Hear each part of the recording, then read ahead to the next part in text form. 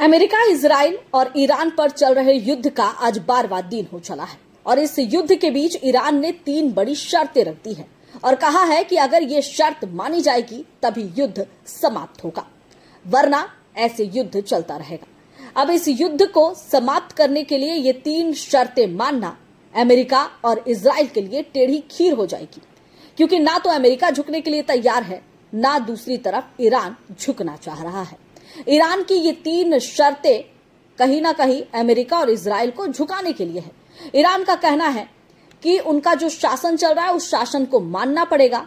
दूसरा, उन्होंने विकल्प दिया है कि इस युद्ध में जितना भी नुकसान हुआ है उस सब की भरपाई करना होगा। और तीसरा उनका विकल्प यह है कि अब ऐसे युद्ध कोई भी उनके साथ नहीं लड़ सकता है। अब ये 3 शर्तें जो है अमेरिका ना के बराबर ही मानेगा।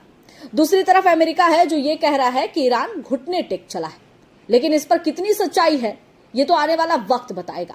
फिलहाल दोनों तरफ से बमबारी चल रही है, लेकिन इन सब के बीच सबसे ज्यादा दिक्कत भारत के लोगों को होती नजर आ रही है।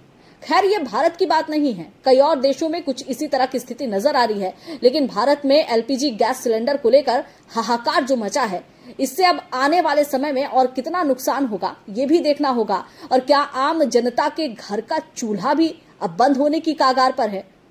हालांकि आज पेट्रोलियम मंत्री हरदीप सिंह पुरी ने लोकसभा में बयान दिया। उन्होंने कहा कि ऐसी कोई स्थिति उत्पन्न होने वाली नहीं है, भारत में किसी भी तरह की कोई किल्लत नहीं है। और स्ट्रेट ऑफ हॉर्मुज की अगर बात करें तो जहां से जहाज आ रहा था वो बंद किया गया था ईरान की तरफ से, लेकिन फिलहाल उसे खोल दिया गया है और एक जहाज जो है वो मुंबई पहुंच चुका है।